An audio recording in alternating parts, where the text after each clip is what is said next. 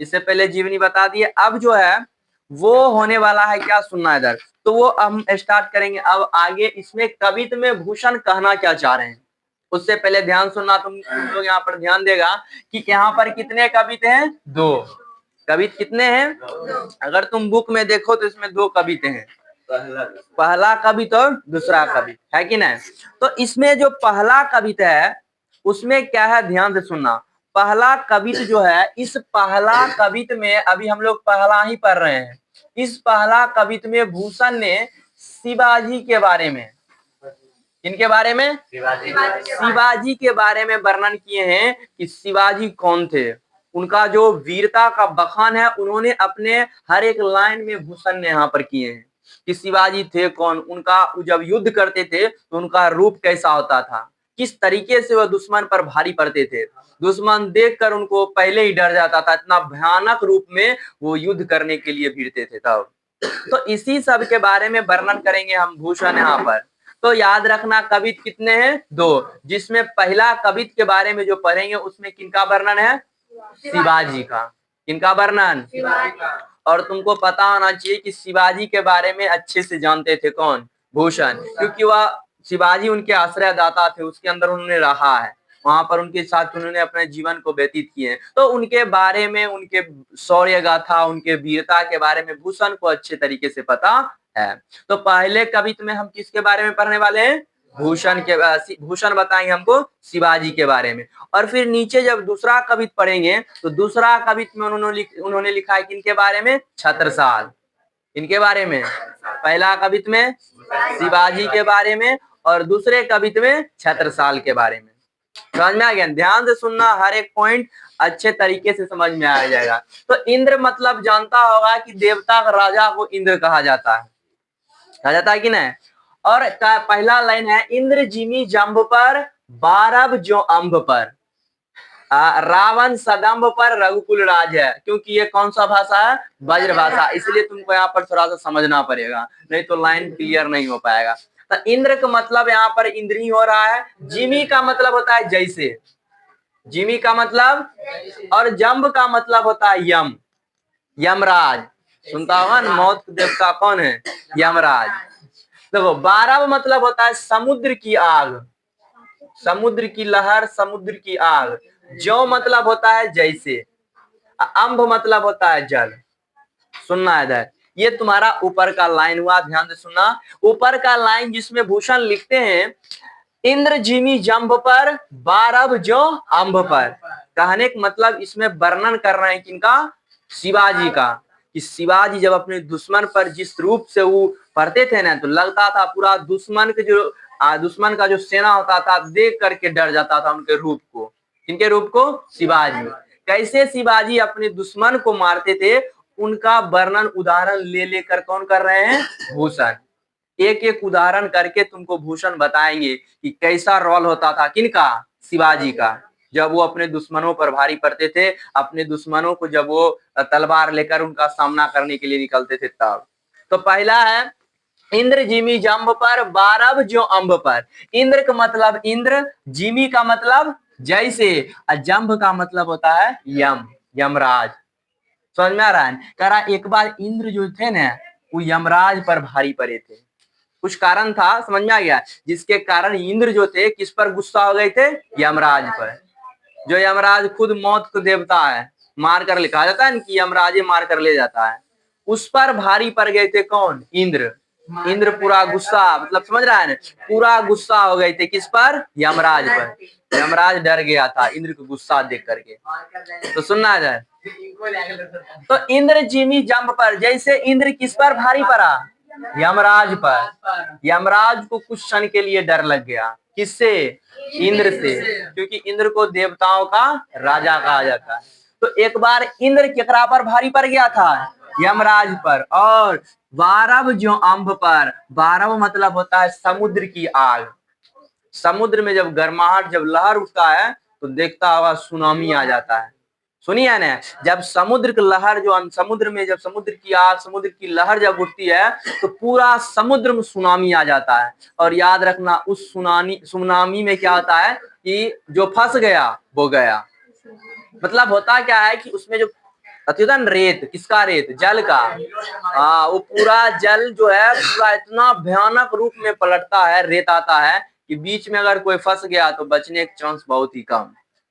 तो उस समुद्र की आग जो उठती है ना, कहाँ में? समुद्र में। पूरा समुद्र में क्या ला देता है? तूफान ला देता है। याद रखना, वही कर रहा है।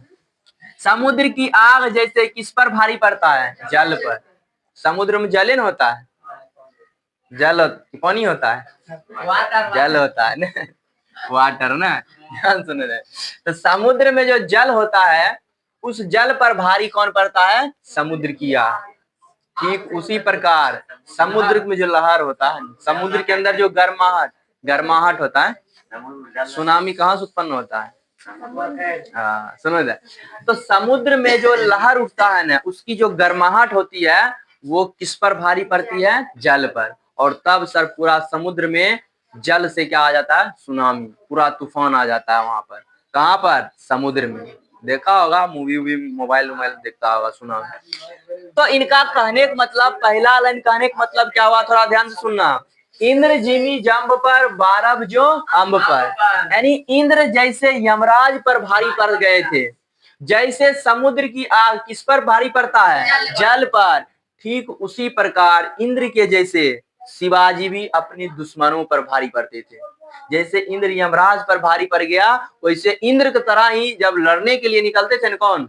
शिवाजी। तो जैसे यमराज पर भारी पड़ गए इंद्र, वैसे ही शिवाजी अपने दुश्मन पर भारी पड़ते थे। जैसे समुद्र की गर्माहट, समुद्र की लहर जैसे समुद्र के जल पर भारी पड़ता है ना, ठीक उसी प्रकार शिवाजी अपने दुश्मनों पर भारी पड़ते हैं। तो कहने का मतलब यहाँ पर क्या कर रहे हैं भूषण? उदाहरण लिए हैं और उदाहरण करके व्याख्या दे रहे हैं। किनका? शिवाजी के बारे में उदाहरण लिए न। किसका उदाहरण लिए? इंद्र का। और यहाँ पर समुद्र का। जैसे इंद्र भारी पड़ा, जैसे समुद्र की आग भारी पड़ता है किस पर?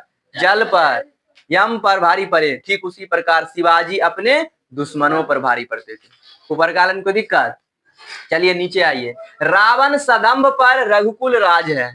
रावण का नाम कौन नहीं जानता है? रावण।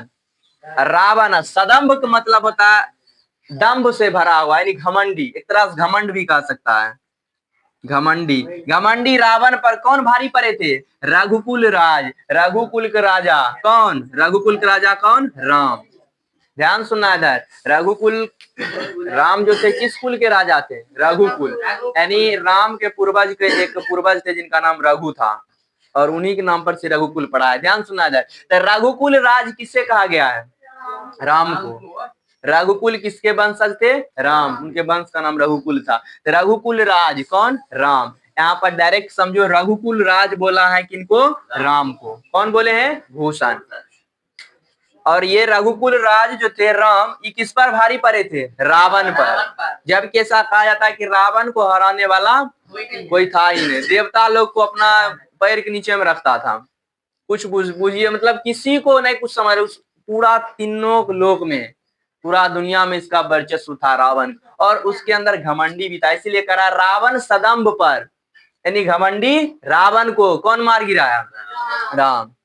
जैसे रावण को पूरा वंशज को खत्म कर दिया एक तरफ से राम, जितना भी राक्षस प्रजाति था लगभग वहां पर खत्म ही हो गया था सबको। रावण के चक्कर में सबको ही मारा गया। तो ध्यान सुनना इधर। तो यहाँ पर बोल रहे हैं कौन? भूषण। उदाहरण लिए कि जैसे इंद्र यमराज पर भारी पड़ा, समुद्र की आग जैसे जल, समुद्र के जल पर भारी पड़ता है। और जैसे रघुकुल राज राम किस पर भारी पड़े थे? रावण पर। ठीक उसी प्रकार शिवाजी भी अपने दुश्मनों पर भारी पड़ते थे। कोई दिक्कत नहीं। वर्ड मीनिंग्स लिख दिए हैं। किसका क्या होता है? जिमी मतलब जैसे, जम्भ मतलब यम हो गया, बारह मतलब समुद्र की आग, ज्यो मतलब जैसे, अम्भ मतलब होता है जल। तो दिक्कत, रघुकुल राज कहा गया है राम को, और रावण तो समझ ही रहा है। सदम्भ मतलब होता है जिसमें दम्भ से भरा हुआ, मतलब घमंड से भरा हुआ।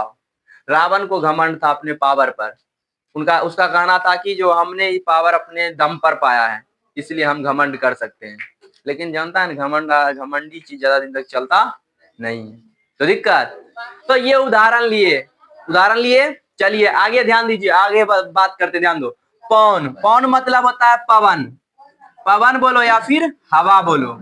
बारी बाह मतलब होता है बादल। बारी बाह मतलब बादल। आगे ध्यान दो इधर, शंभु, शंभु कहा गया है किसको? शिव को। शिव के बारे में जानती है ना, शिव शंकर जी। हाँ तो शिव, शिव को क्या कहा गया है? शंभु। रतिना, रतिना कहा गया है कामदेव को, यानी रति के पति कामदेव। सुनना, वो कामदेव दूध वाला यहाँ पर रति ना कहा गया है किनको? कामदेव को। कामदेव कौन था? तो रति का पति।